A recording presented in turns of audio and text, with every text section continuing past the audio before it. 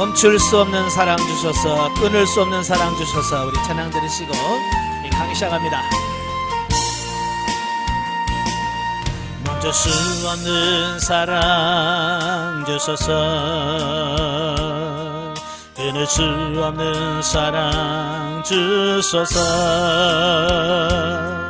십자가에 달린 주님 계시니 그누가 이 사랑 끊으리. 멈출 수 없는 사랑 주소서, 끊을 수 없는 사랑 주소서. 주께서 주신 비전 그 말씀이 있으니 주가 명하신 이 길 걸어가리. 주님의 나라 영원하며 주님의 영광 무궁하니 나그네된 나의 삶 감사하리.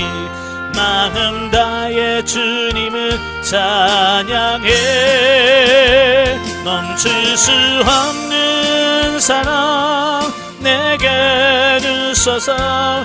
아버지의 눈물 그 사랑은 끊을 수 없는 사랑 내게 주소서. 십자가에 달린 그 사랑 멈출 수 없는 사랑 내게 주소서. 아버지의 눈물 그 사랑은 끊을 수 없는 사랑 내게 주소서. 십자가에 달린 그 사랑. 아멘. 기도하겠습니다. 멈출 수 없는 주님의 사랑을 우리에게 주옵소서.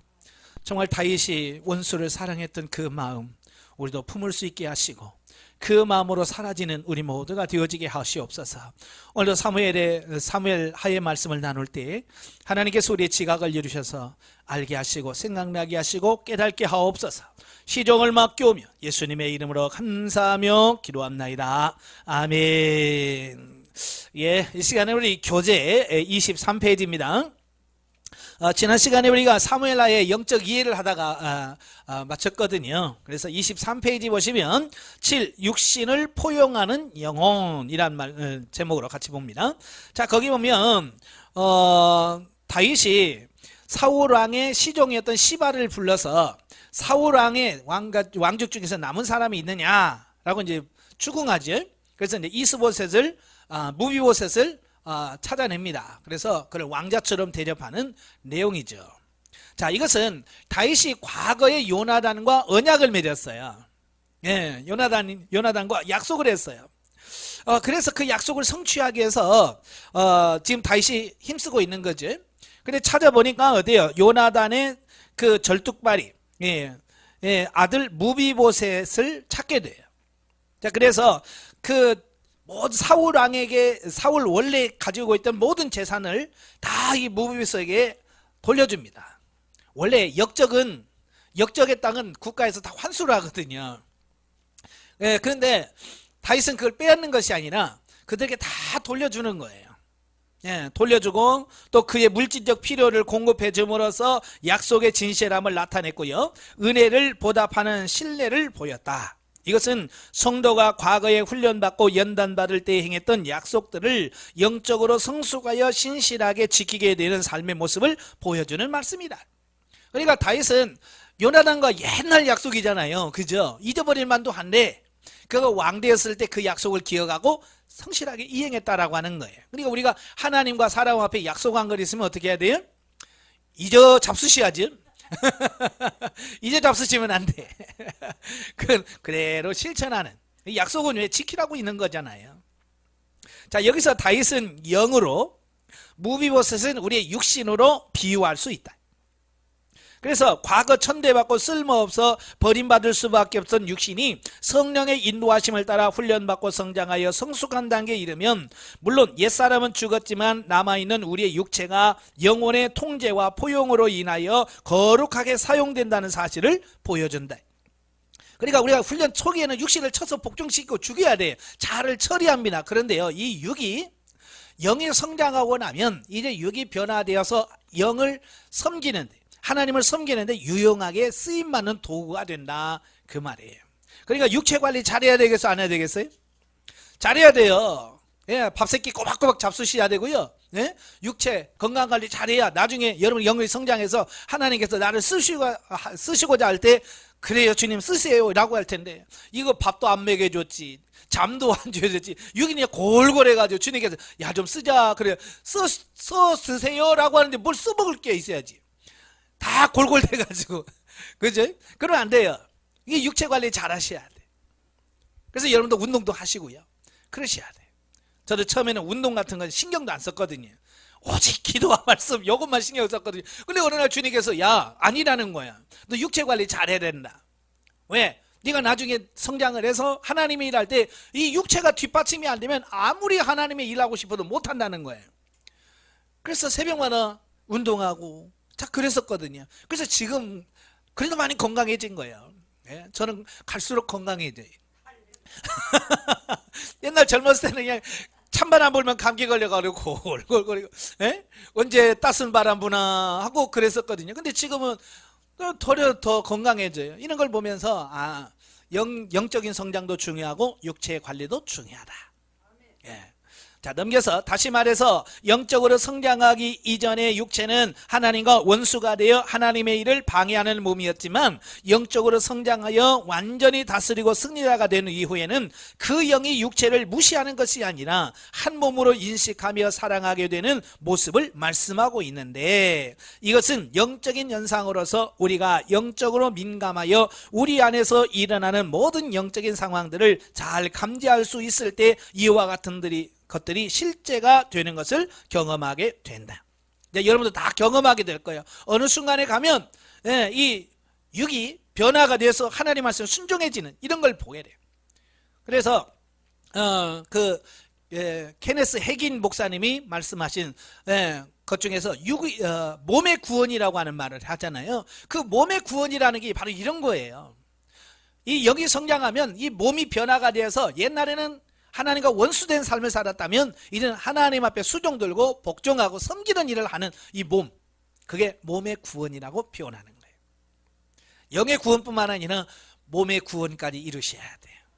자, 그 다음에 8번째, 영적 자만으로 인한 범죄. 11장서 12장에 보면 이제 밧세바를 범한 사건이 나오죠. 예. 이것은 우리아의 아내 밧세바를 범함으로 하나님 앞에 죄를 지은 이유는 그가 모든 것을 이루고 더 이상 바랄 것이 없다고 생각하여 전쟁을 게을리했기 때문이다. 예, 다른 종들은 가서 부하들은 가서 전쟁터에 싸움을 하고 있는데 왕은 팔자 좋게 낮잠 푹 자다가 오후에 딱 일어나서 보니까 그래서 더 걸린 거예요. 우리도 마찬가지예요. 영적 긴장을 놓치지 말고 항상 깨어 있어야 되는데 어느 정도 성장을 하게 되면 아이고 이 정도면 됐지 뭐 내가 목사도 아닌데 뭐 이 정도 뭐 우리 평신도 중에서 내가 이걸 거야 이러면서 서서히 기도 안 하죠. 묻지 않죠. 그러다 보면 영적으로 어때요? 금방 다운돼 버려요. 그래서 육신해져서 그냥 홀랑 넘어가 버리는 거예요. 그래서 정신을 차리라고 말씀하는 거예요. 그래서 제가 훈련받는 분들에게 영성 훈련받는 사람과 안 받는 사람 차이는 종이 백지장 한 장 차이다. 왜? 경계하라고. 깨어있으라고 하는, 교만하지 말라는 얘기예요. 영성 훈련받는 성장하면 좋아요. 그러나 교만하면 끝이에요. 그래서 항상 그걸 염두에 두고 죽을 때까지 영성해야 된다 뭐 이런 말씀하는 이유가 뭐냐, 다윗처럼 어느 정도 됐고 야 다 됐어 그러면 넘어져. 아시겠죠? 그래서 그걸 하지 말라는 얘기예요. 그래서 영성훈련은 졸업이 없다, 죽을 때까지 해야 된다 라고 말하는 이유가 거기 있는 거예요. 다시 말하면 우리가 영적으로 육적으로 자만하고 태만하여질 때 사단마귀의 유혹은 틈을 타는 것이다. 우리도 주의해야 됩니다. 자, 다윗이 7년, 8년의 왕위를 누리고, 그리고 다윗이 왕이 돼서 17년, 18년이 지났어요. 그러니까 굉장히 오래됐잖아요. 자, 왕위를 누리고 장기 집권하는 동안 전쟁마다 승리하고 인기의 절정에서 중단 없는 번영과 성공을 누리고 있었다면 그것 또한 잘 유지하기 위한 지혜도 하나님으로부터 구해야 했을 것이다. 이제 올라가는 것만 중요한 게 아니에요. 그걸 지키고 유지하는 것도 중요한 거예요. 영적으로 성장하는 것 중요하죠. 근데 성장한 그것을 유지하고 지키는 건 역시 중요하다. 많은 분들이요, 올라가요. 근데 떨어져. 이제 그래서 이거 문제가 되는 거예요. 떨어지면 답이 없어요. 그래서 여러분들 항상 경계해야 돼. 떨어질까. 그래서 축복을 얻기보다도 그 축복을 감당하기가 더 어려운 일이기 때문이다. 예. 그냥 축복받으면 주시옵소서 막 하면 돼. 근데 하나님께 주실 때 그걸 어떻게 유지하느냐, 이게 중요한 거거든요. 그래서 이게 더 중요하다는 거예요. 그러나 다윗은 무너졌던 것은 그의 충만감 속에서 자기를 다스리는 지혜가 부족했던 탓이다. 다윗은 갈수록 전쟁터에 나가기보다 안위를 사랑하게 되었고요, 마음의 빗장이 풀려 사단에게 무방비 상태로 있게 되었던 것이다. 그러니까 전쟁에 나가서 항상 긴장했으면 그런 유혹 넘어가지도 않습니다. 우리도 마찬가지예요. 매일같이 기도하고 깨어있으면 이런 유혹 없어요. 그런데 기도 안 하고요, 쉬고 좀 하면 금방 우리도 세상적인 것이 들어와요. 즉 오늘날 그리스도인이 영적으로 만족하고 자만에 빠져 있을 때에 육신적인 유혹이 다가오게 되어 있다. 예, 어떤 특별한 사람만이 아니에요. 뭐 목사님만 찾아오는 게 아니야. 모든 사람이 다 찾아와요. 우리가 늘 자신의 영혼을 하나님의 말씀으로 채우고 신령한 눈을 가지고 달려갈 때는 육신의 유혹이나 물질의 유혹에 빠질 겨를이 없다. 그죠? 훈련 받을 때는 어디 놀러 갈 생각 있어요, 없어요? 없죠? 기도해야 되는데, 나 기도해야 돼. 나 어디 놀러 못 가. 말씀 봐야 돼. 그런데 이제 어느 정도 성장하면, 아이고, 기도도 이제만 하면 됐고, 자, 그러면 이제 어디 놀러 갈 데 없나. 슬슬하다가, 예, 거기서 넘어지는 거예요. 그러나 나름대로 이기고 승리하여 안식을 누리다 보면 자기도 모르는 사이에 이러한 유혹에 빠져들게 되어 있는 것이다. 자, 그래서 사도 바울은 빌립보 3장에서 뭐라고 말씀을, 나는 이룬 것도 아니고 난 다 된 것도 아니다. 나는 앞으로 잡을 것을 향해서 난 달려간다 그러잖아요. 사도 바울이 끝까지 완주하고 승리할 수 있었던 비결이 그거예요. 사도 바울 얼마나 엄청난 많은 일을 했어요. 많은 교회를 세웠어요. 예? 전도지에 가서 정말로 교회를 세우고 많은 사람 전도했습니다. 이만하면 됐지? 아니에요. 그래 마지막 순교 때까지 최선을 앞을 향해서만 달려간 거예요. 그러니까 죄 지을 생각, 죄 지을 여유 이런 게 없었던 거예요. 근데 오늘 보면 많은 분들이 그래요. 목사님들도 시험 들 때 보면 언제 시험 들으냐? 예, 교회 져놓고 잘 되면 그때 시험 들어요. 예, 평신도 때 시험 안 들어요. 권사되고 장로되고 어느 정도 교회에서 위치가 딱 되면 이제 그때 시험 된다고요. 아시겠죠? 그러니까 오래될수록 조심하셔야 돼요. 예, 내가 잘 될수록 조심하고.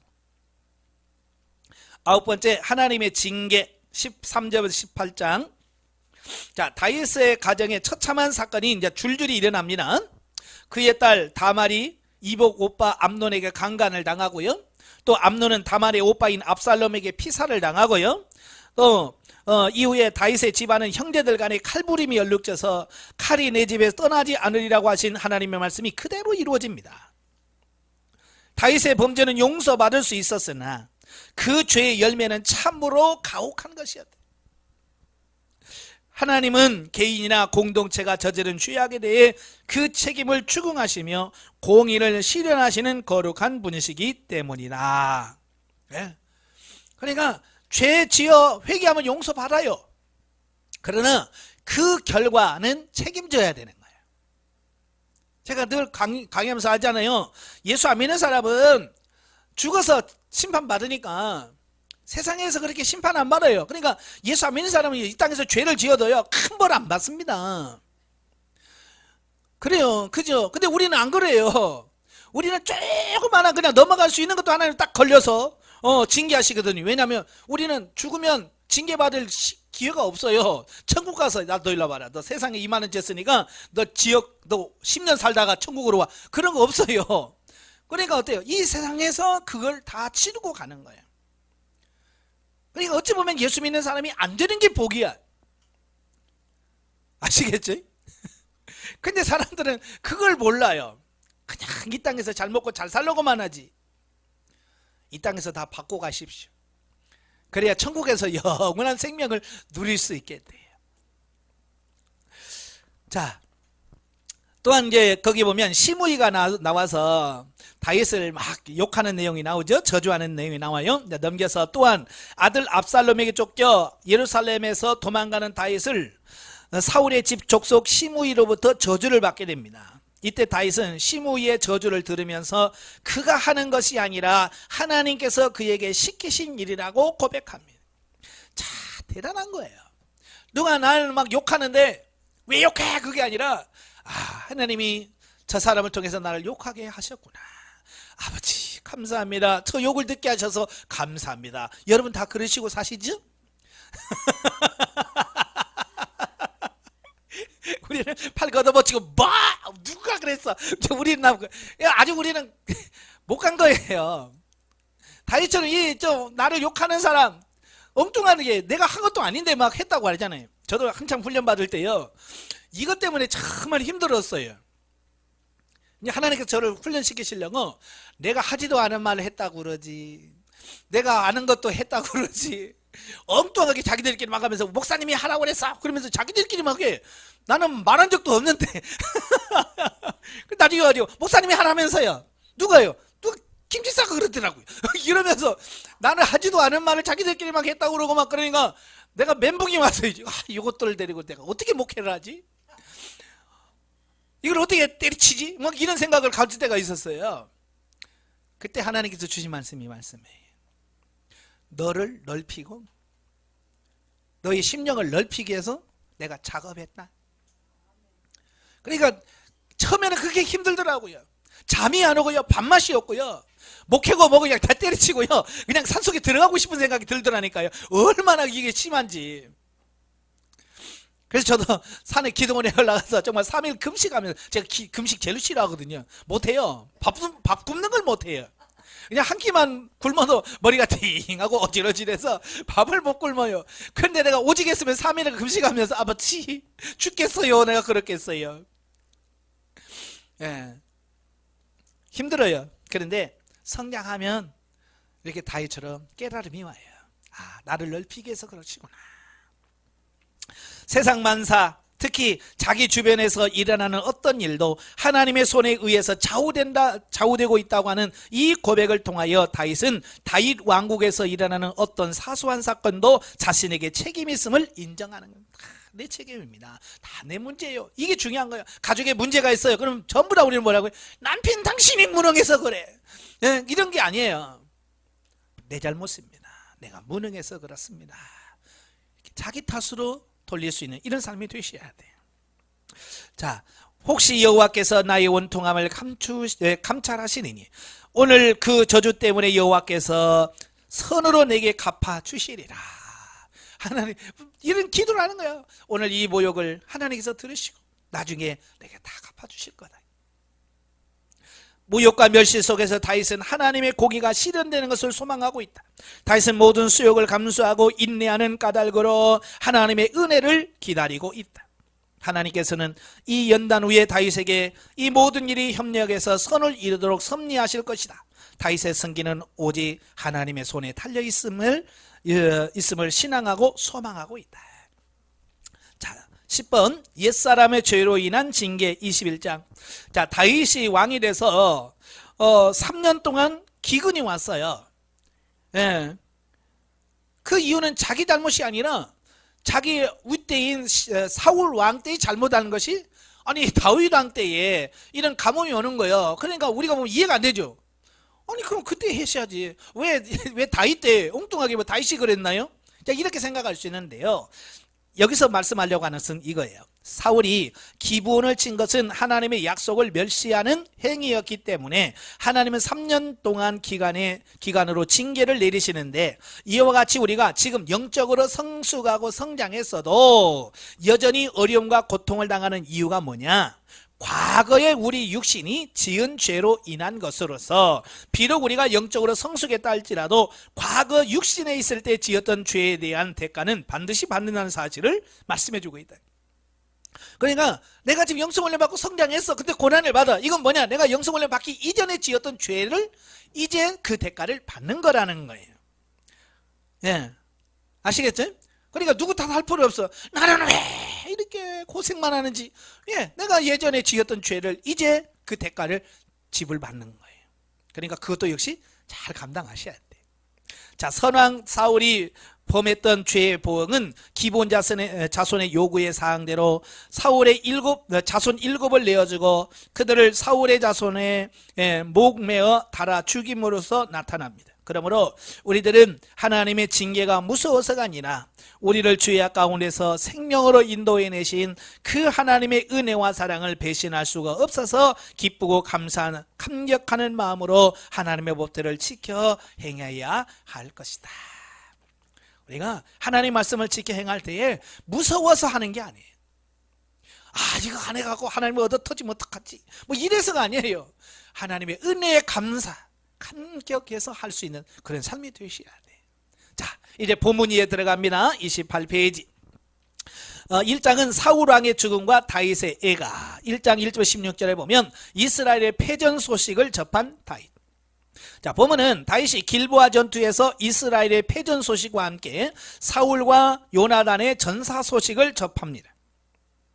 자, 즉 다윗은 그 아말렉을 진멸한 후, 그러니까 아기스 왕이 뭐라 그래? 이스라엘 치러 갈 때 같이 가자 그랬죠?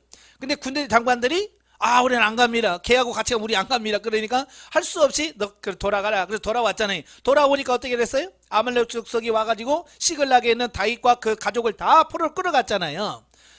그때 다윗이 쫓아가서 그걸 다 치고 다 빼앗아 옵니다. 그리고 나서 그가 이스라엘로 돌아옵니다. 시글락에 머물 3일째 되는 날에 이스라엘의 용병이었다가 도망친 한 아말렉 소년으로부터 이스라엘의 패전과 사울 및 요나단의 전사 소식을 듣고 아말렉 소년에게 좀 더 자세히 보고를 요구합니다. 네가 진짜 봤냐? 예? 확인했냐? 라고 질문하죠. 그때에 이 소년이 자기가 죽였다고 거짓 보고를 합니다. 이게 참 욕심이, 왜냐면 원래 이제 이 사람은 알기는 사울이 다윗을 죽이려고 생각이 왼수지가 아닌데 이 왼수가 죽었다고 하면 나 상 주겠지, 뭐 이런 거죠. 이게 잘못한 거예요. 이게 다윗을 알아도 띄엄띄엄한 거죠. 잘 알아야 되는데 다윗이 어떤 사람인지를 알아야 되는데 몰라. 예, 그래서 자기가 죽였다고 하는 거예요. 그 사울이 죽었다는 소식을 듣고 다윗은 매우 슬퍼하며 금식한 후 스스로 사울을 죽였다라고 허위 보교한 그 아말렉 소년에 대해서 사형을 시킵니다. 자, 사실 사무엘상에서 살펴볼 수 있듯이 사울은 블레셋 족속에 죽임당한 것이 수치스러워 스스로 목숨을 끊었어. 그죠?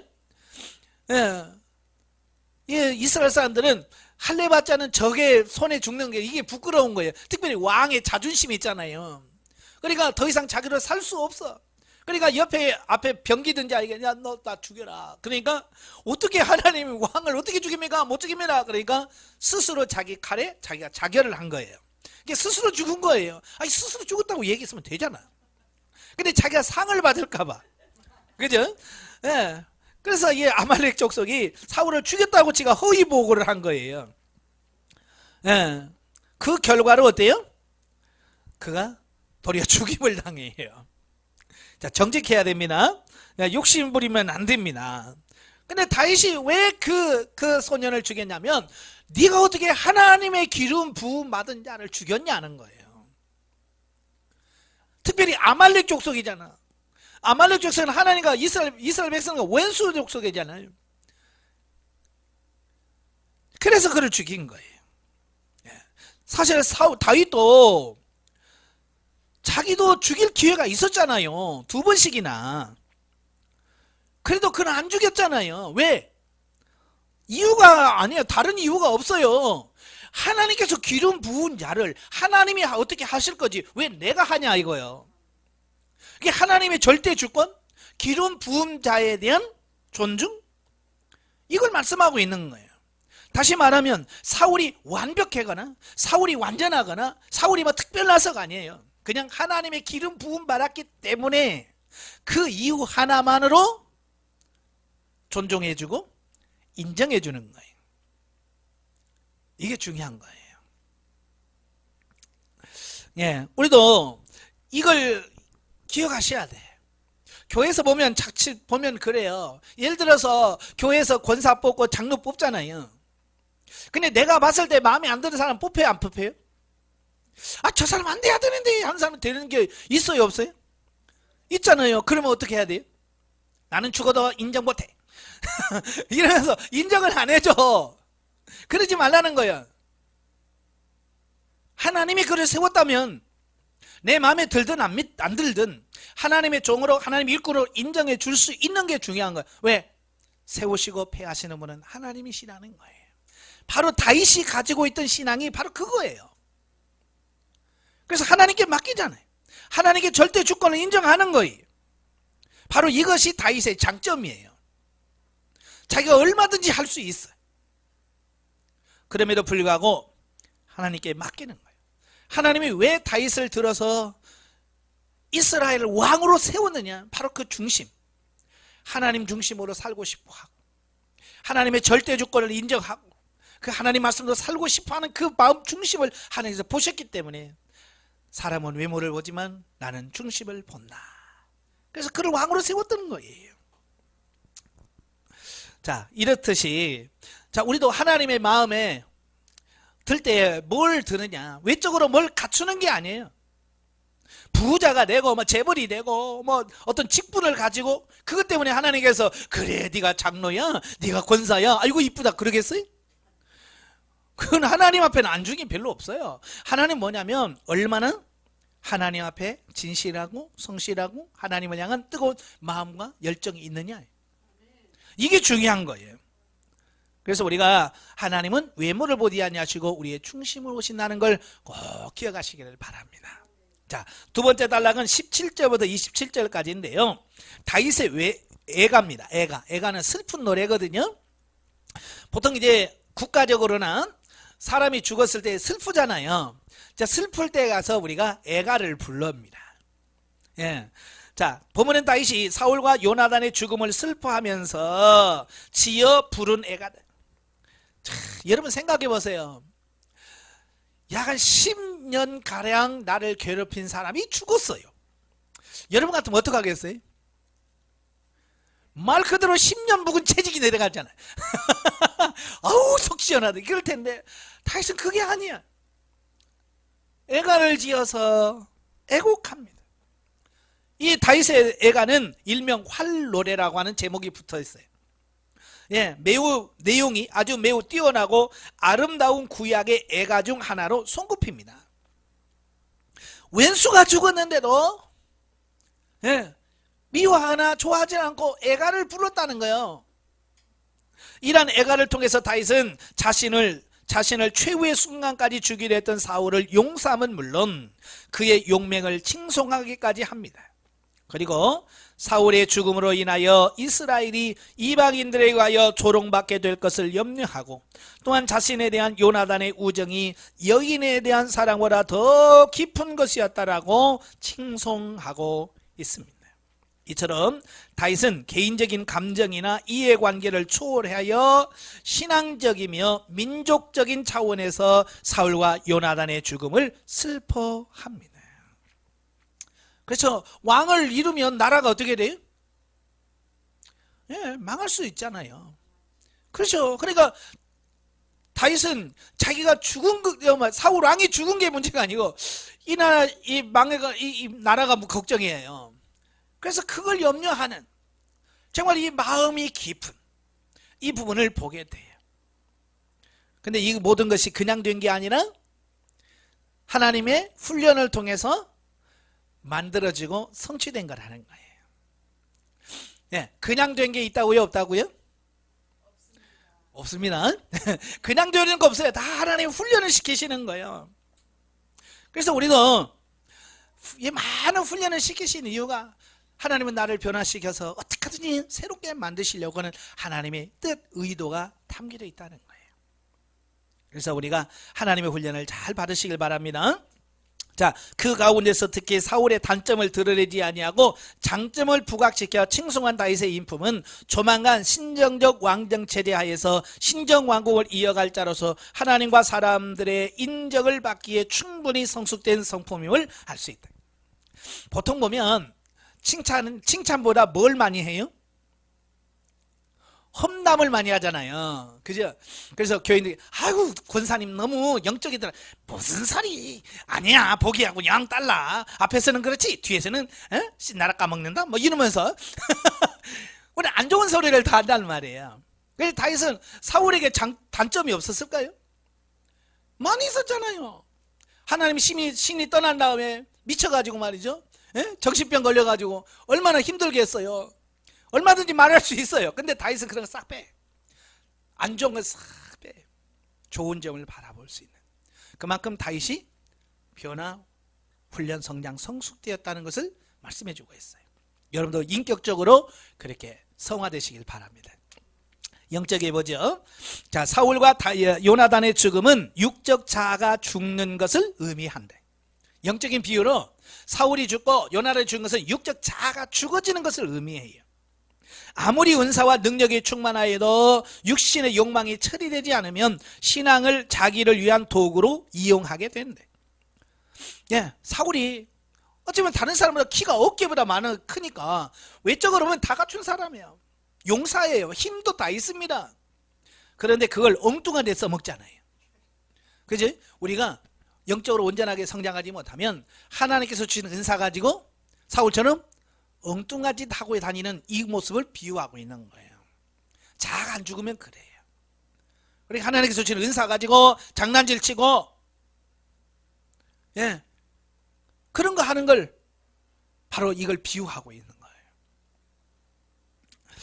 하나님께서는 사울의 죽음을 통하여 우리 육적인 자아가 깨어지고 처리함을 받아서 그리스도 안에서 새로운 사람으로 다시 태어나야 할 것을 말씀하고 성도의 삶 속에서 여러 가지 훈련을 통하여 육적 자아를 멸하기를 원하신다. 그래서 사울을 죽이려면 어떻게 해야 돼요? 전쟁이 일어나야 되잖아요. 그래서 블레셋 데려온 거예요, 하나님께서. 여러분도 마찬가지예요. 여러분 처리하려고 옆에 있는 사람 불러서 야, 쟤 쳐. 그럼 깨부셔. 그래야 죽지. 저거 안 죽겠다. 그래서 여러분 남편이 갑자기 돌변해서 화다처럼 그때 눈빛 보세요. 제정신이 아니죠. 왜냐? 하나님께서 그 순간 눈을 확 돌려서 그렇게 만든 거예요. 그걸 빨리 하나님, 내가 잘못해서 이래야지. 저거 왼수 저 막이 들어서 그래. 이러면 이거 진짜 문제가 심각해지는 거야. 보통 사람들은 그걸 귀신 역사라고 그러고 마귀 역사라고 그러고요. 막 대적해야 된다고 싸워요. 그럼 변화가 없어요. 가정이 깨져. 하나님이 뭘 원하시는지를 정확하게 이해하는 게 중요한 거예요. 2장으로 넘어가지요. 2장은 다윗의 유다 왕 즉위와 다윗과와 사울과의 기본 전투에 대한 말씀입니다. 1절부터 7절 유다 왕으로 즉위한 다윗. 본문은 다윗이 하나님의 인도하심을 받아 유다 지파의 왕으로 즉위하여 신정적 왕정 체제 구현의 일보를 딛게 됨을 보여줍니다. 그가 사무엘에게 기름 부음을 받은 지 약 15년 만의 일이에요. 15년 사무엘 선지자에게 기름을 부었잖아요. 그리고 나서 유다의 왕이 되기까지 15년 걸렸어요.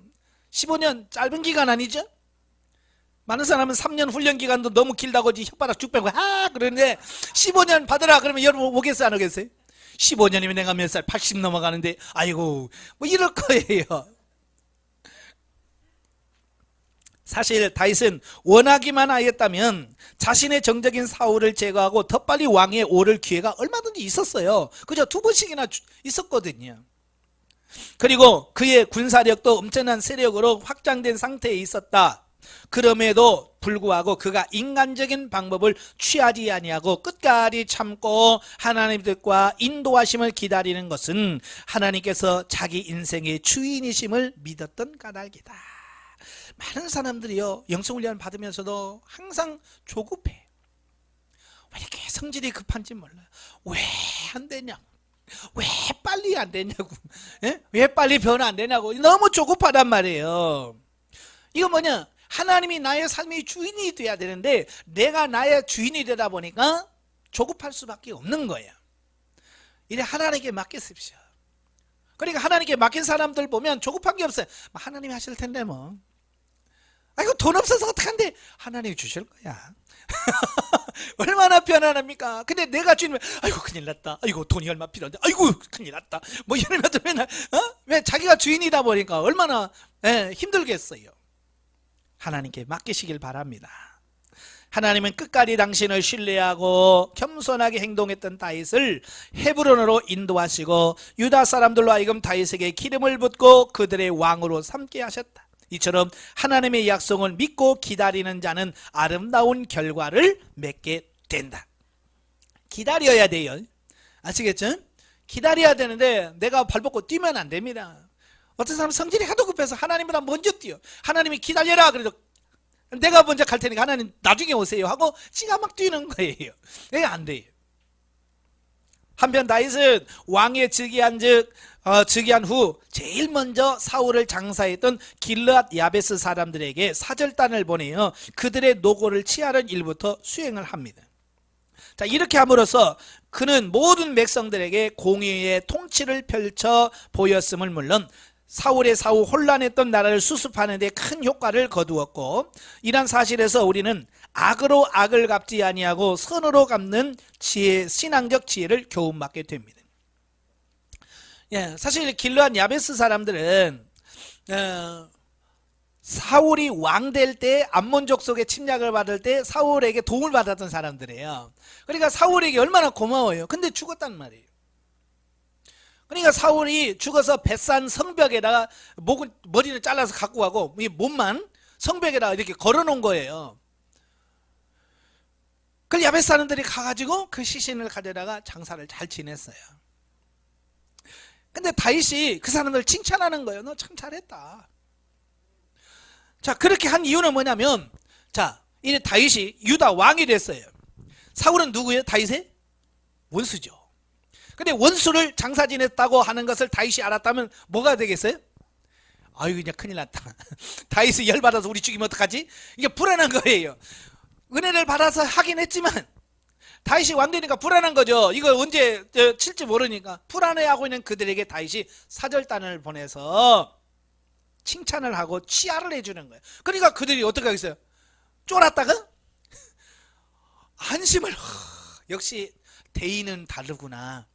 그게 다윗이 큰 인물이라고 하는 걸 그들이 깨닫는 계기가 되어지는 거예요.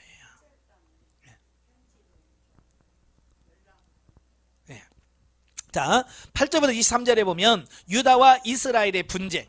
자, 보면은 유다 지파와 나머지 이스라엘 지파 간의 분쟁이 발생한 데에서 언급합니다. 그러니까 다윗이 왕이 됐지만 이스라엘의 왕이 된 게 아니에요. 이스라엘 12지파가 있잖아요. 12지파에서 오직 한 지파 유다만 다윗을 왕으로 삼고요. 나머지 11지파는 아직도 사울 왕가를 중심으로 해서 아직도 남아있는 거예요. 그러니까 이 둘이 싸울 수밖에 없지요. 어쩌면 한 나라의 왕이 둘이니까. 자, 실상 이스라엘은 하나님의 언약에 기초한 신앙 공동체이기 때문에 이스라엘 내에 두 개의 정부가 존재할 수는 없었다. 그럼에도 불구하고 과거 사울의 군대 장관이었던 아브넬이 다윗을 왕으로 세운 유다 족속을 제외한 나머지 백성들을 규합해서 마하나임에서 사울의 아들 이스보셋을 이스라엘 왕으로 삼습니다. 따라서 유다와 이스라엘 간에 분쟁이 일어나면 필연적일 수밖에 없었다는 겁니다. 자, 이것은 뭘 상징하느냐면, 자, 우리가 영이 성장을 해서 영이 나의 삶의 주인이 되길 원하죠. 자, 여리고가 무너졌다는 것은 자아가 파쇄되고 깨졌다는 얘기예요. 이 육체가 싹 없어지면 얼마나 좋겠어요. 근데 자아가 파쇄됐음에도 불구하고 얘들은 또 자기들끼리 똘똘 뭉쳐요. 육이 똘똘 뭉쳐서 영을 대적합니다. 그걸 비유하고 있다 그 말이에요. 그러니까 많은 분들이 왜 자아 파쇄가 됐다는데, 열의가 무너졌다는데 왜 이렇게 힘들어요? 예, 다윗이 분명히 왕이 됐지만 전체 왕이 안 되고 아직 육신이 똘똘 또 육신을 중심으로 뭉쳤단 말이에요. 이걸 비유하고 있다라고 하는 거예요. 육체 잔재가 남아있는 거예요. 본문에서 유다와 이스라엘이 분쟁하게 된 직접적인 계기가 된 것은 기브온 못을 서로 차지하기 위한 전쟁이었다. 사실 아무 곳에서나 물을 풍족히 구할 수 없었던 과거의 팔레스타인에서 셈이나 못은 항상 분쟁의 소지가 있었대. 참 우리나라는 좋은 나라예요. 왜냐하면 어디나 파도 물이 나와요. 근데 이스라엘은요, 이 우물 파기가 어려워요. 찾기가 어려워요. 그러니까 이 물 가지고 싸우는 거예요. 특별히 계속해서 솟아나오는 샘물은 큰 재산이고요. 그거예요. 그러니까 이 기본에 있는 그 연못을 이 물 나오는 그 샘물을 누가 차지하느냐, 이걸 가지고 싸우기 시작하는 거예요. 아무튼 이 기본 전투의 궁극적인 승리는 다윗의 군대에게로 돌아갔지만 쌍방간에 서로 무고한 인명의 손실을 가져왔으니 비극이 아닐 수 없었대. 그죠? 어쨌든 안 싸워야 돼. 그래서 전쟁은 이겨도 지는 거고 지도 지는 거예요. 그러니까 진정한 승자가 없다고 그랬어요. 지금도 우리가 남북 간에 막 북한이 막 그러면 성질나면 저거 그냥 한번 확 붙어버려? 우리 생각할 수 있잖아요. 근데요, 전쟁하면 이깁니다. 그러나 그 전쟁에서 입는 피해는 어마어마합니다. 어쩌면 전쟁에서 이긴 승리보다도 더 클 수도 있어요. 많은 인명피해가 있죠. 공장 이런 게 다 무너질 거죠. 그러면 다시 그걸 물 세우기를 하겠지만 거기까지 얼마나 힘들겠어요. 우리 해봤잖아요. 6.25 전쟁 다 폐허된 거. 예? 지금 세운이라고 얼마나 고생했어요. 보릿고개 막 다 경험해 보셨잖아요. 그런 걸 다 경험해 보신 분들은 아실 거예요. 그걸 또 우리 후손들이 또 겪어야 됐나? 힘들어요. 그러니까 어찌하든지 전쟁하지 않고 평화적으로 통일하거나, 통일은 안 되더라도 전쟁이 일어나지 않는 지금 상태로 유지되는 게 훨씬 낫는 거예요. 자, 24절부터 32절까지면 유다와 이스라엘 간의 휴전. 본문은 이스보셋의 군대장관 아브넬의 제의로 시작했던 유다와 이스라엘 간의 전쟁이 다시금 아브넬의 휴전 제의로 일단락되어지는 장면입니다. 그리고 전쟁 피해 상황을 파악해 본 결과 유다 진영에서는 아사엘을 비롯하여 20명이 죽고요, 이스라엘 진영에는 300명의 전사자가 생겼습니다. 얼마나 많이 차이가 납니까? 다윗은 원래 한 지파밖에 안 되잖아요. 유다 지파 한 지파, 나머지는 11지파예요. 게임이 안 돼야 돼요. 원래 다윗이 져야 되거든요. 근데 게임이 안 되게 이겨. 그러니까 영이 약한 것 같아도, 영이 아무것도 아닌 것 같은데도 하나님께서 함께 하시면 이렇게 놀라운 힘이 있다는 것을 기억하셔야 돼요. 이상의 본문에서 보듯이 기본 전투 결과 승패와 관계없이 유다 족속을 포함한 이스라엘 백성 모두는 쓰라린 상처를 받고 동일한 슬픔을 겪어야만 했다. 이란 사실은 하나님의 언약에 기초하여 세워진 이스라엘 민족은 모두가 동일한 운명 공동체임을 보여줄 뿐만 아니라 하나님 백성들 간의 분쟁은 서로 씻을 수 없는 상처만을 준다는 사실을 명백하게 보여주고 있다. 그러니까 서로 싸우면 안 되는 거야. 교회 안에서도 싸우면 안 되고, 가정에서도 싸우면 안 되고, 부모와 자녀 간에 싸우면 안 되는 거예요. 누가 이겨도 이건 진짜 이긴 게 아니라니까요. 이게 안 싸우고 갈 수 있는 방법이 제일 좋은 거예요. 따라서 영적 이스라엘인 모든 성도들은 생활 속에서 발생하는 크고 작은 모든 불화를 그리스도의 사랑으로 극복하고 오직 사단을 대하여 하나님의 전신갑주를 입고 살아가지 않으면 안 된다. 아마 지금 여러분 안에 전쟁이 많이 일어날 거예요. 그죠? 영과 육의 전쟁이 지금 계속 일어나고 있음을 이 성경을 통해서 보여주고 있는 겁니다. 그러니까 이 성경 기사는 지금부터 약 3000년 전의 기록이 아니에요. 물론 그때의 일이지만 지금 우리 안에서, 내 안에서 영과 육의 갈등을 그대로 지금 보여주고 있는 거예요. 다윗이 영을 상징한다고 그랬잖아요. 영이 영성훈련 받고 영이 주인 돼서 영적으로 살아보려고 몸부림을 치고 있는데 사울 왕가는 육신을 예표하는 그들이 계속 다윗을 괴롭혀서 영적으로 못 살게 만들고 있잖아요. 이걸 그대로 보여주고 있습니다. 그러니까 성경을 보면요, 마치 그냥 그 성경이 꼭 내 안을 이렇게 들여다보는 것 같아. 아시겠지? 그게 믿어져야 아멘, 아멘 맞습니다. 아멘 그러지요. 예. 이걸 모르니까 맨날 그 이름이 그 이름이고 그 이름이 그 이름이고 읽어도 맨날 헷갈려. 이런 진리를 알아야 되는데 이걸 모르니까 이름은 맨날 들어도 까먹잖아요. 그죠?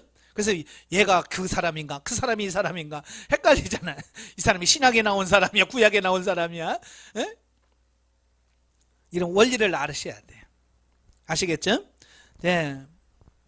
영과 육의 싸움은 많이 하면 할수록 손해봅니다. 제일 중요한 게 뭐냐, 육신이 영한테 빨리 항복하는 게 제일 좋아요. 싸우지 말고 육신이 아이고 알았어 내가 졌어 항복 난 네 말 들을게 하고 이제 절적으로 영에게 순복하면 더 이상 갈등이 없어져요. 평안해집니다. 네, 안식을 누려요. 근데 이 육이 끝까지 주도권을 잡고 있으면 계속 불안한 거예요. 성장을 해도 불안하고, 예? 뭘 해도 일이 제대로 안 되는 이유가 거기 있어요. 자, 영적에 보죠. 자, 다윗은 자신의 권력으로 왕이 된 것이 아니라 하나님의 말씀대로 따르는 가운데 승리하고 왕으로 세워졌다. 인간은 자신의 능력과 지혜로 무엇인가를 이룰 수 있다고 생각하지만 진리의 말씀대로 행하여 이기는 과정에서 진리로 세워지면 육신의 일도 저절로 형통하게 되어짐을 보게 된다. 자, 이건 영적 원리예요. 이건 여러분 이해하셔야 돼요. 예, 영이 진리로 세워져야 한다 하야 다른 것도 다 해요. 영이 바르게 세워지지 않으면 아무것도 안 돼요. 아시겠죠? 그래서 하나님께서는 왜 훈련 중에는 영을 세우는 데 초점을 맞추셔야 돼요. 근데 많은 사람들은 영을 세우는 데 초점 맞추지 않고 어디다 자꾸 세우려고 하냐, 육을 자꾸 세우려고 하는 거예요. 그래서 저한테 상담해서 목사님 언제나 해결된대요. 자꾸 언제나를 자꾸 돼요. 그건 뭐냐, 아직도 내 사고와 지원은 영보다도 육신에다 더 초점을 맞추고 있고 육신대로 살고 있다, 이걸 얘기하고 있는 거예요. 그러시면 아니 되옵니다. 아시겠죠? 영이 주인이 돼야 돼요. 영이 먼저예요. 영이 돼야 육도 됩니다. 영이 안 되면 육도 안 되게 돼 있어요. 세상의 것을 버리고 세상 속에서 하나님이 허락하시는 사건마다 믿음의 방법으로 행할 때에 문제가 해결되는 것이다.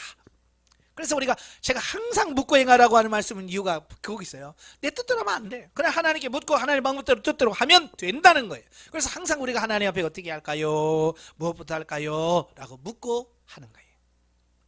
3장으로 가지요. 사울과의 군장 아브넬 사건.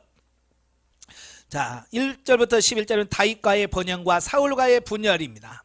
자, 보면은 다윗의 집은 점점 흥왕하는 반면에 사울의 집은 점차 몰락의 길을 걷고 있음을 보여줍니다. 자, 이건 뭘 말하냐면 우리가 영성훈련을 받고 가면 우리 영은 날마다 새로워지죠.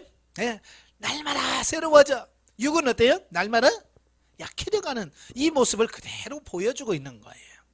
즉 본문에 다윗이 헤브론에 거주하는 동안 6명의 아들을 낳았다는 사실을 기술하고 있는데요, 사실 고대 사회에서 다산은 곧 번영의 척도가 되어집니다. 그러니까 구약에서는요, 이 자녀가 많다는 것은 그만큼 하나님의 복을 많이 받았다는 얘기를 하고 있어요. 그러니까 다른 얘기도 많이 쓸 일이 있는데 여기서 6 아들이나 낳았다, 이 말은 무슨 말이냐면 다윗은 하나님의 복을 많이 받았다, 이것을 보여주고 있는 거예요.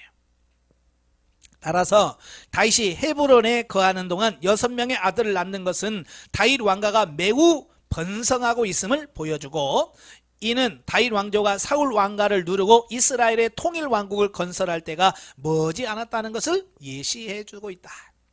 자, 한편 사울가는 이제 아브넬이 사울의 첩이었던 리스바를 통관한 일로 인하여 이스보셋과 아브넬 사이에 내분이 발생하게 됩니다.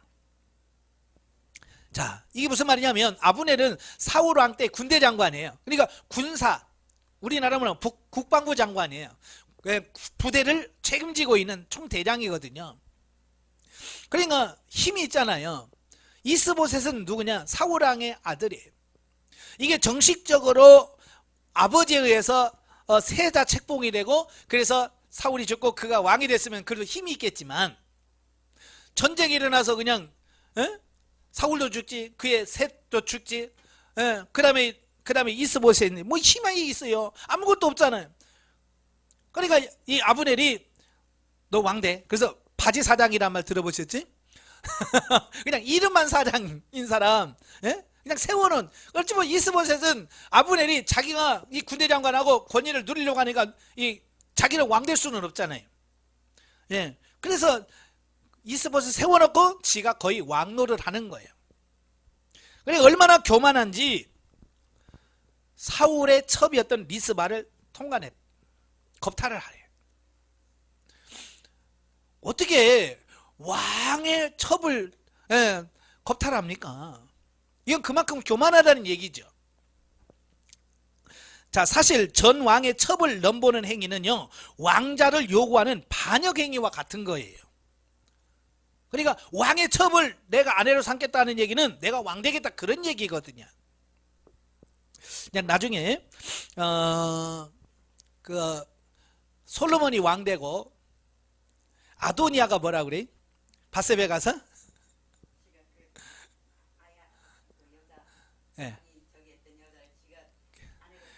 그렇죠. 다윗 왕이 늙어서 나이가 드니까 이불을 덮어도 이게 추운 거예요. 그러니까 아리따운 동료 아비삭을 취해서 저녁에 잘 때 꼭 껴안고 자면 체온으로 덮여줄 수 있지 않겠냐. 그래서 그 동료를 줬단 말이에요. 근데 다윗은 그를 통침하지 않았어요. 근데 이 아도니아가 그걸 자기 아내로 달라는 거예요. 너무 이쁘고 젊으니까 나 달라는 거예요. 근데 이 바세바는 그게 무슨 의미인지를 몰랐어요.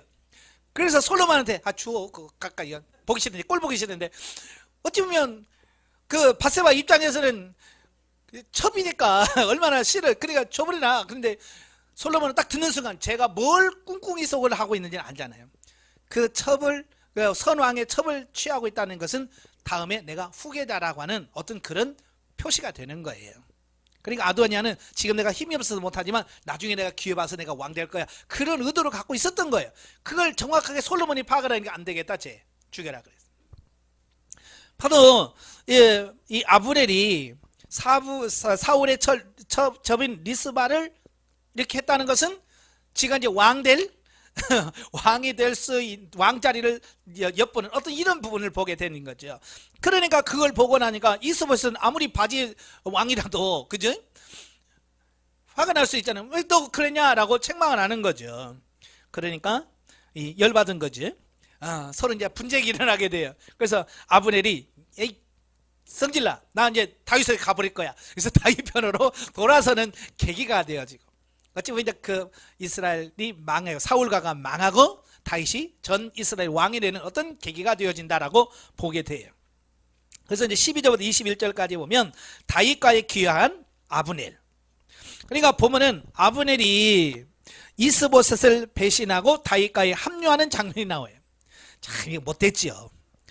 참 아브넬은요 정말 기회주의자예요. 어떻게 신하가 돼가지고 그럴 수 있을까? 간에부터 다 쓸개부터 다는 이런 거잖아요.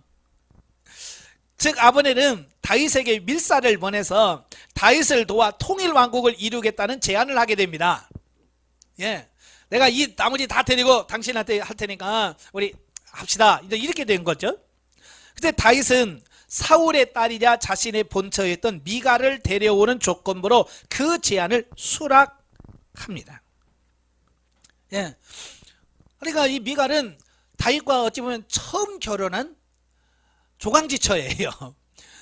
사울이 다윗을 죽이려고 블레셋 사람 양피 100개를 가져오면 내가 우리 딸을 내가 너한테 집 보내겠다. 이게 뭐냐면 전에 설명드렸죠.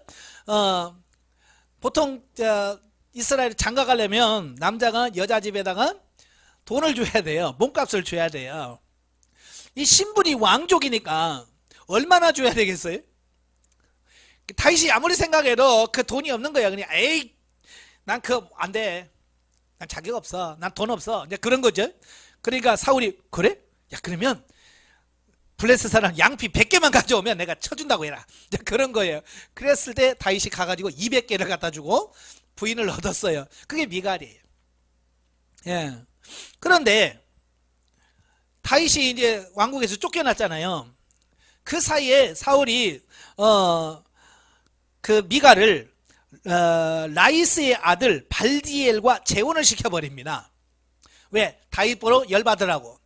내 딸 다른 사람 준다? 그래가지고 그래서 호라나게 발디엘하고 결혼을 시켜버렸어요. 그러니까 미갈은 어때요? 아버지가 하라면 해야지 뭐 어쩔 수 없죠. 그래서 발디엘하고 삽니다. 근데 다윗이 너 나 만나려면 그 발디엘하고 결혼한 미갈을 데리고 와 라고 요구를 합니다. 아니 이미 남의 여자가 된 여자는 왜 데려오나? 그렇게 생각할 수 있겠죠. 근데 다 이런 의미가 있어요. 그 이유는 뭐냐? 사울과에 대한 다윗의 언약이 여전히 변함없음을 확인시켜 줌과 동시에 다윗이 사울의 왕위를 계승할 수 있는 정치적 정통성을 지니게 되었음을 의미합니다. 이 혈통이라고 하는 것은 굉장히 중요한 거예요. 북한에서 자주 주장하는 혈통이 있죠? 무슨 혈통? 백두혈통이라고 그러잖아요. 그죠? 김일성하고 김정일이하고 이렇게 해서 그 피를 쭉 타고 나온 이 백두혈통이 딱 잡고 있는 거예요. 그러니까 김정은이가 잘 나가나 뭐 김여정이가 뭐 똑똑해서가 아니라 백두혈통을 타고 일어났다는 거야. 그래서 그게 중요한 거예요. 과거 왕은 이 혈통을 굉장히 중요하게 여기거든요. 그래서 어쨌든 선 왕의 아버지의 피를 받든지 어머니의 피를 받든 뭐 딸의 피를 받든지 하여간 이 피를 받는 것이 중요한 거예요. 그건 정통성을 인정받는 어떤 수준이 되거든요. 그렇기 때문에 다윗은 이스라엘 사람들의 합법적인 인정을 받고 무리 없이 이스라엘을 유다와 통합할 수 있기 위해서 그걸 요구한 거예요. 그러니까 이 솔로몬이 실패한 이유가 뭐냐면 결혼을 너무 많이 한 거죠. 결혼해서 정식 부인이 700명이에요. 그래요. 그냥 결혼하지 않고 길 가다가 이쁘네? 너 일로 와. 그래서 데려가 산 여자가 300명이에요. 그래서 합 1000명이란 말이에요. 왜 700명을 결혼했을까? 이게 정략 결혼이라고 하는 거예요. 정략 결혼이라는 것은 나라와 나라 사이에 우리는 형제 같은 나라다라고 하는 어떤 조약을 체결하기 위해서 그 나라의 공주나 이런 귀족의 딸들을 데려다가 왕하고 결혼하는 제도가 있습니다. 옛날 우리 역사를 보면 우리나라 왕의 공주가 저 중국에 가서 후궁이 되고 막 그러잖아요. 자, 바로 그런 거예요. 자, 그런 부분이 있어요. 자, 또한 본문에서 아브넬은 자신의 정치적 야망을 채우기 위해서 처음에는 다윗에게 반기를 들고 이스보셋을 왕으로 세웠다가 더 이상 이스보셋에게 기대할 만한 어떤 것도 찾을 수 없게 되자 이번에는 이스보셋을 배반하고 다윗과 정치적 흥정을 시작한 것이다. 물론 아브넬은 통일 왕국 구현이라는 아주 그럴듯한 명분을 가지고 있었지만 그러나 그것은 자신의 욕심을 채우기 위한 구실에 불과했다. 그래서 결국에는 요압에 의하여 살해당함으로써 그의 모든 노력은 실패하고 만다. 참 그렇죠. 오늘날도 정치가들도 많이 그러잖아요. 국민을 위해서 막 하니 쥐가 국민을 위해서 얼마나 일해요. 에? 그건 명분이고 그렇잖아요. 자기 욕심 챙기는 사람이 얼마나 많아요. 이 아브넬이 그런 거야. 우리 통일 왕국을 치릅시다. 그러고 지가 그렇게 되어야 어때요? 그 실권을 그대로 유지할 수 있거든요. 그렇지 않으면 나중에 망하면 진짜 아무것도 안 되잖아요. 그래서 먼저 선수를 친 거예요. 그러나 하나님은 뭘 보신다고요? 중심을 보신다고요. 그가 아무리 막 겉으로 말을 화려하게 해서 막 민족 통일을 위해서 뭐 한다고 하지만 꿍꿍이 속을 다 아시는 거예요. 그래서 하나님께서 요압을 통해서 죽게 만드시는 거예요. 왜? 더 이상 하나님의 나라에 도움이 안 되는 인물이거든요. 예. 자, 22절 30절 보면 아브넬의 피살. 자, 보면은 아브넬이 다윗의 군장인 요압에 의해서 살해되는 장면으로 요압이 변방에서 노략을 마치고 돌아와 방금 아브넬이 다윗과 언약을 맺고 돌아갔다는 사실을 알고 분개합니다. 예. 그래서 다윗이 사실 이 요압 장군은요 굉장히 용감한 장군인데 인성이 아주 못됐어요. 이 요압도 왕도 무시하고요. 예. 왕의 말도 잘 안 들어요. 그러니까 평소에 다윗도요 이 요압이 일은 잘하는데 마음이 안 들어. 그래서 얘를 어떻게 쳐야 되겠는데 워낙 힘이 세니까 군부 힘이 세니까 칠 수도 없고요. 그래서 이 통일이라고 하는 민족 통일이라는 큰 걸 빌미로 해서 아브넬을 군대 장관으로 세우고 요압 장군을 치려고 생각한 거예요. 그러니까 그걸 요압이 또 머리가 좋잖아요. 그걸 벌써 꿰뚫어하는 거예요. 이렇게 날 친다 이거지. 내가 선수 쳐야지. 그래서 이 요압이 오자마자 아브넬을 가고 있는 아브넬을 다시 불러드립니다. 그래서 무슨 비밀 얘기하는 것처럼 하려고 하다가 가서 죽여버리는 거예요. 이게 참 요압도 문제고 다 문제예요. 그러니까 이 요압은요 일은 잘해, 전쟁은 잘해. 그런데 이게 인성이 안 되고요. 이게 안 됐어요. 그러니까 오죽 다윗이 속을 썩였으면 나중에 죽을 때 솔로몬에게 유언을 남깁니다. 유언 3가지 중에 하나가 뭐냐? 요압 저놈 제명에 못 죽게 해라. 얼마나 그 소가리를 했으면 요압 때문에 얼마나 속을 많이 아프고 했으면 죽으면서 유언으로 저놈 제명에 못 죽게 해라. 그렇게 하잖아요. 그래서 솔로몬한테 결국 죽지요. 아도니아 편 들었다가 거기서 죽어요.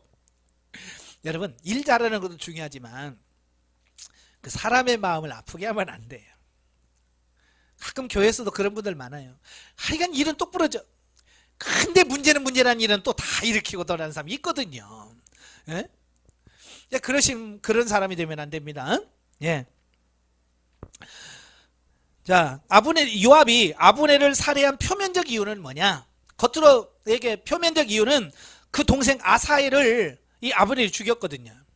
아까 길르앗 못 전투에서 죽었어요. 그러니까 내 동생을 죽인 놈을 내가 죽여야 되는 어떤 표면적인 이유지만 여기서 우리가 간과해서 안 될 것은 뭐냐? 요압이 아브넬을 살해하게 되는 것이 단순히 복수적 차원만이 아니었던 점입니다. 즉 요압은 다윗과 아브넬 간의 언약이 성사될 경우 다윗과의 군장인 자신의 지위가 흔들려 자신의 정치적 입지가 약화될 것을 염려한 나머지 동생을 위한 복수를 핑계 삼아 주겠다는 거예요. 아까 얘기해드렸죠? 이제 손잡으면 결국 아브넬을 군대 장관으로 세워봐. 그럼 요압은 그 밑으로 들어가야 돼. 그러니까 그게 싫은 거예요. 참, 욕심이라는 것은 이렇습니다. 그러니까 요압은 나라의 운명이나 나라에 어떻게 되어질 것을 생각 안 해. 이걸로 인하여 나라가 얼마나 힘들어질 건가를 자칫 잘못하면요, 이 다윗하고 북이스라엘과 평화의 조약을 맺었던 게 그 사건을 통해서 무효화될 수 있단 말이에요. 근데 요압은 거기까지 생각을 못 미쳐요. 오직 이 안에 저놈 죽여야 돼. 요것밖에 안 남은 거예요. 우리가 좀 멀리 보고 넓게 보는 안목이 있어야 돼. 요압처럼 이렇게 자기 눈앞에만 요것만 보면 안 돼요. 자, 31, 39절에 보면 아브넬의 죽음을 애도하는 다윗. 보면은 아브넬의 죽음에 대해 다윗이 진심으로 애도하고 사태를 수습하는 장면이다. 요압에 의한 아브넬의 피살은 그동안의 정치 상황을 보았을 때 다윗의 사주에 의해서 요압이 아브넬을 살해한 것으로 백성에게 비칠 수 있었다. 그럴 수 있죠. 그죠? 예. 요압이 누구예요? 다윗의 군대 장관이에요. 근데 그 죽였으니까 저거 분명히 다윗이 죽이라고 해서 죽인 거야 라고 오해할 수 있는 가능성이 너무 많은 거예요. 그렇게 되면 이후에 다윗이 이스라엘 통일하는 데 있어서 그 합법성이 축소되고 백성들로부터 반감을 사기에 충분했다. 그렇죠.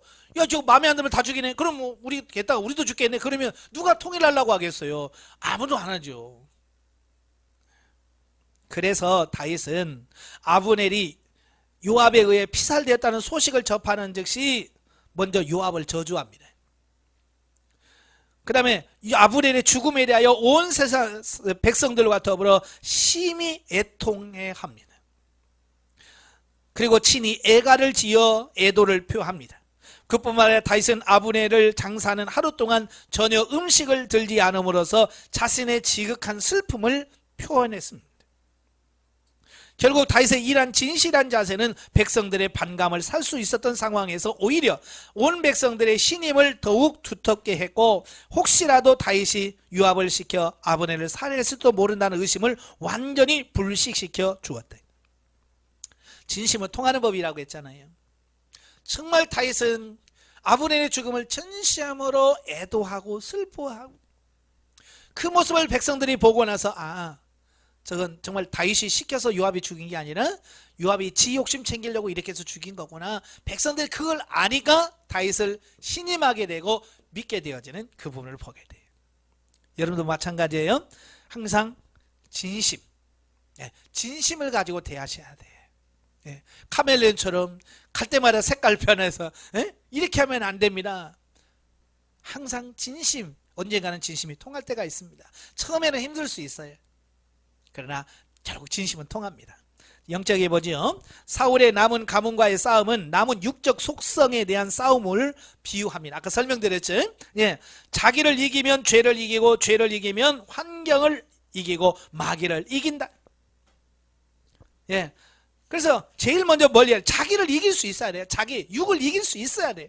근데 내 육도 못 이기는 주제에 뭘 이기겠다고. 그죠? 그러니까 많은 사람들이 기도는 하지로, 기도하면서 자기도 못 이겨. 마귀를 어떻게 이겨요? 환경을 어떻게 이겨요? 못 이깁니다. 먼저 자기를 이길 수 있어야 돼요.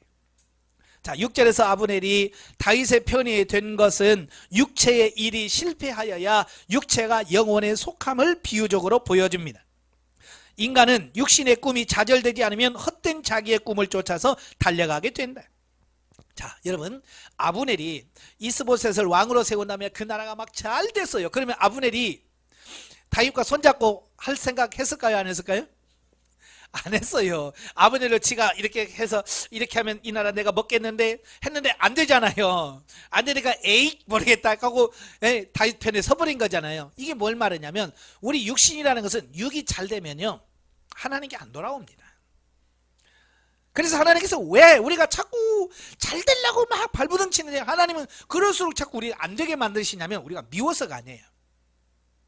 육이 잘 되면 영은 안 와요.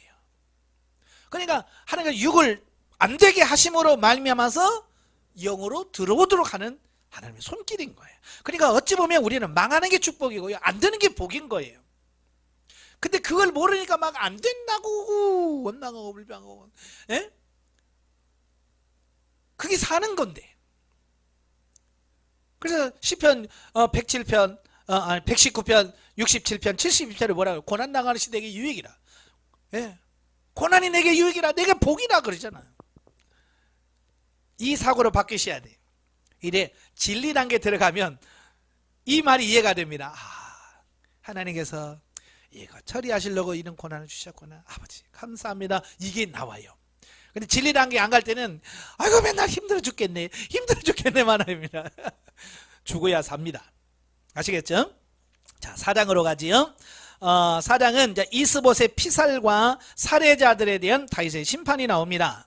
1절에서 7절 암살당하는 이스보셋. 보면은 이스보셋의 군대장관 아브넬이 다윗의 군대장관 요압에게 암살당함으로 그나마 사울 왕가를 버티고 있었던 중추 세력이 사라진 이후에 급기야 이스보셋마저 폐역무도한 두 신하에 의하여 암살당함으로 인하여 사울 왕가가 이제 완전히 몰락해버리는 이 모습을 보게 됩니다.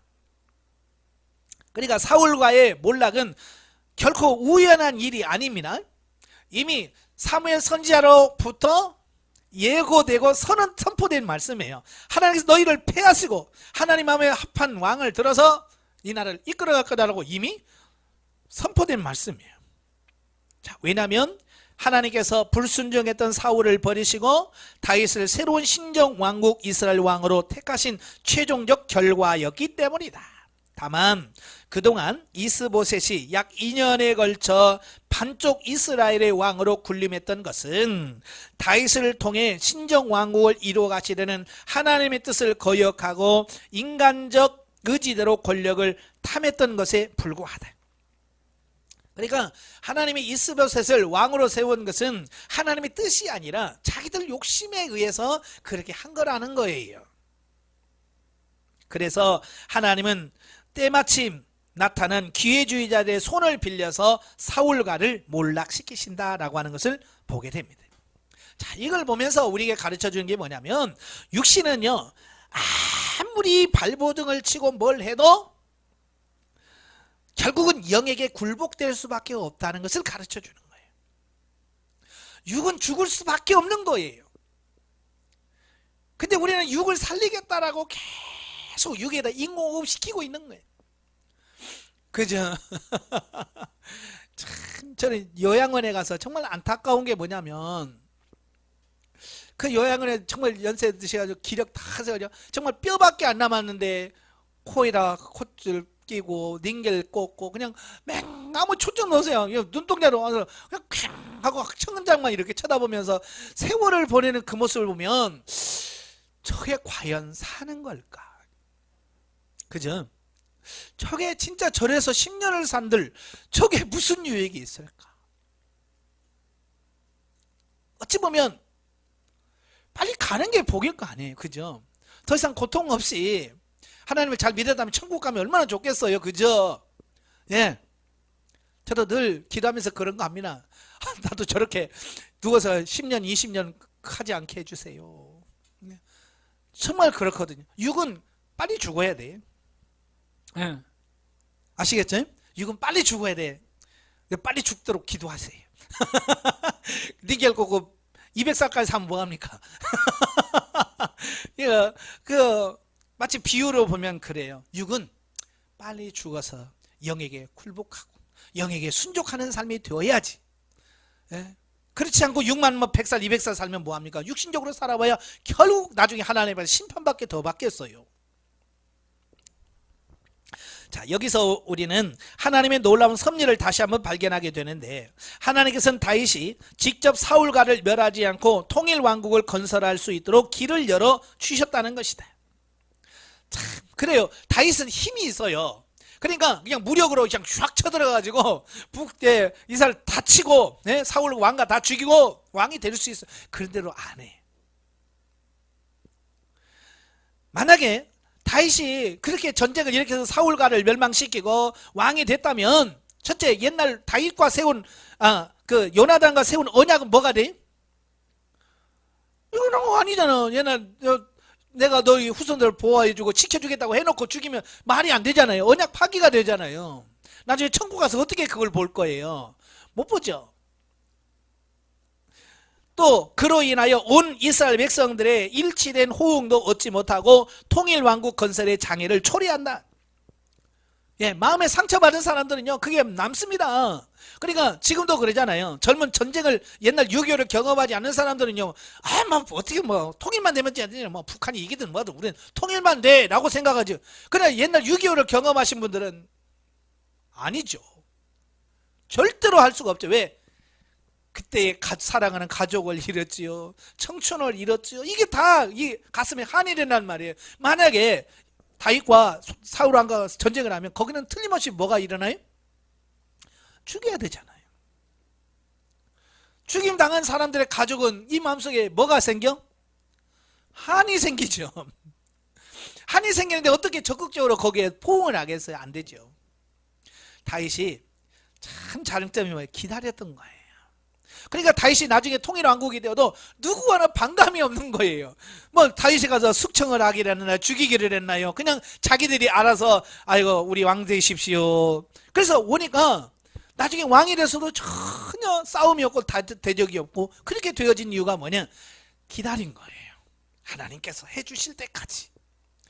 그래서 우리도 이렇게 기다리는 것을 잘 하셔야 돼요. 아시겠죠? 예, 기다려야 돼요.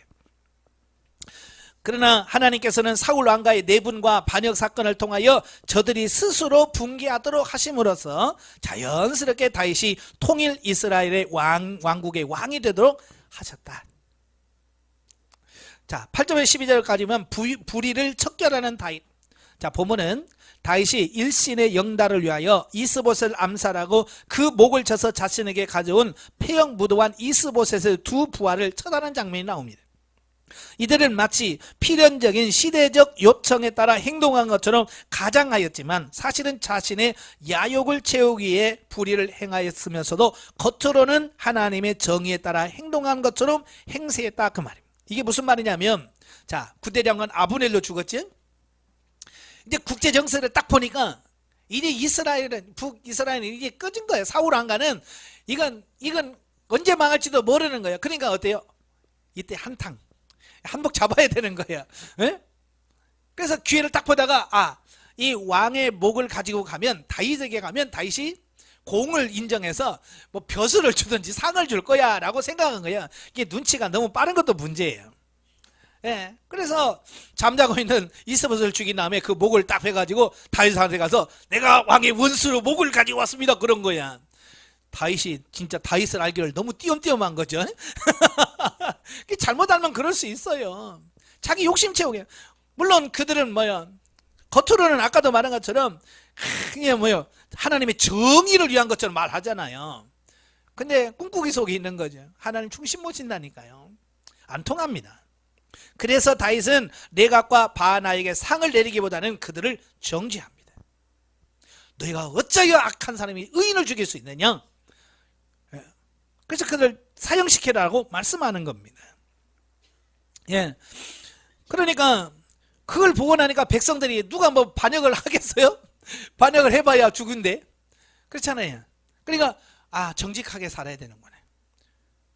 공의를 지켜야 되는구나. 그러니까 백성들이 다윗에게서 어떻게 속일 수 있다, 이런 게 안 된다는 걸 아니까 신하들이 정직하게 살 수밖에 없는. 왜? 왕이 공의로 통치를 하니까 그렇습니다. 사실 다윗은 이스보셋을 죽이고 통일 왕국의 왕이 되겠다는 생각은 추호도 없었다. 만일 그에게 그런 생각이 있었다면 그는 이전에 이미 사울을 죽이고 왕위에 올랐을 것이다. 그러나 그는 하나님의 기름 부음 받은 자를 죽이는 죄를 짓지 않고 끝까지 사울 가문을 선대하려 했다. 이는 그가 인간적인 방법으로 대권을 차지하기보다는 하나님의 뜻에 따라 그분의 인도하심에 모든 것을 맡기는 신본적 자세를 가지고 있었다. 이게 제일 중요한 거예요.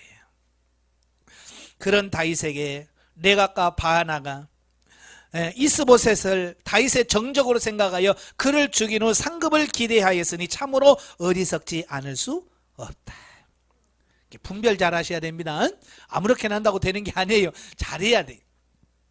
이에 다윗은 저들을 자신들의 군주를 반역한 불의의 죄를 물어 처단하였으니 실로 이 미련한 악한 자들에게 합당한 보응을 한 것이다.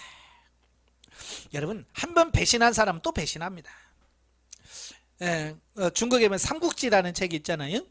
삼국지를 보면 조조, 유비 이런 사람들이 왕이 됐을 때 꼭 그 장수들이 그 주군을 배신하고 이렇게 오는 경우가 많이 있어요. 근데 꼭 그들은 나중에 꼭 또 뒤통수 치고 가요. 배신한다고요. 그러니까 나중에 그들 장수를 받아들일 거냐 안 받아들일 거냐 이거 가지고 막 갈등하고 그러거든요. 배신자는 꼭 배신하게 돼 있어요. 그러니까 우리가 여러분도 배신자가 안 되길 바래요. 아시겠죠? 영적에 보겠습니다. 사울의 남은 아들 이스보셋이 죽임을 당한 것은 여러 가지 환경을 통해서 옛사람이 처리된 것을 의미한다. 옛사람이 죽어야 돼.